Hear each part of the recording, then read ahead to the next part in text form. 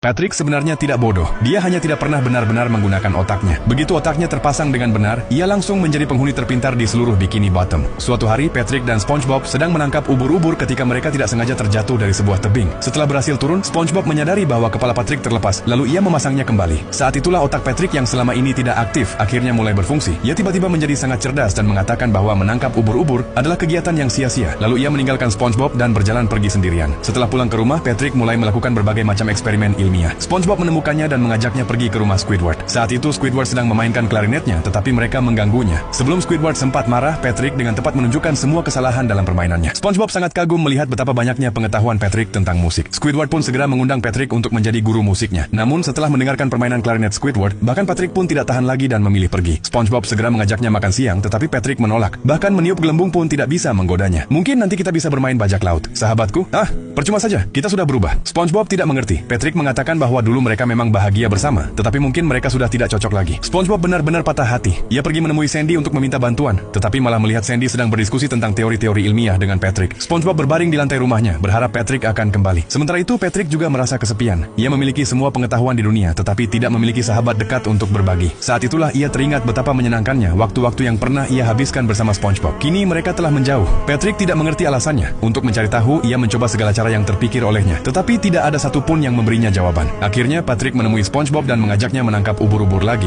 berharap bisa menghidupkan kembali masa-masa indah mereka. Namun, apapun yang mereka lakukan, Patrick tetap tidak bisa merasa bahagia. Ia tidak tahu kapan kebahagiaannya menghilang. SpongeBob mengingatkannya bahwa semua berubah setelah mereka jatuh dari tebing. Karena itu, Patrick memutuskan untuk melompat dari tebing sekali lagi. Kali ini, tidak terjadi apa-apa. Lalu ia tiba-tiba teringat bahwa kepalanya sempat terlepas saat kejadian pertama. Mustahil kepalanya bisa terlempar sejauh itu. Setelah memikirkannya baik-baik, Patrick akhirnya menemukan kepala aslinya. Ternyata, di dekat sana terdapat sekumpulan karang otak. Itu berarti kepala yang selama ini dipakai Patrick bukanlah kepala miliknya. Apa kamu yakin ingin melepaskan kecerdasan dan keanggunanmu hanya untuk menjadi temanku lagi? Pengetahuan tidak akan pernah bisa menggantikan persahabatan. Aku lebih memilih menjadi orang bodoh. Pada akhirnya, Patrick melepaskan kepala pinjamannya dan memasang kembali kepala aslinya, sehingga ia kembali menjadi Patrick yang konyol seperti dulu.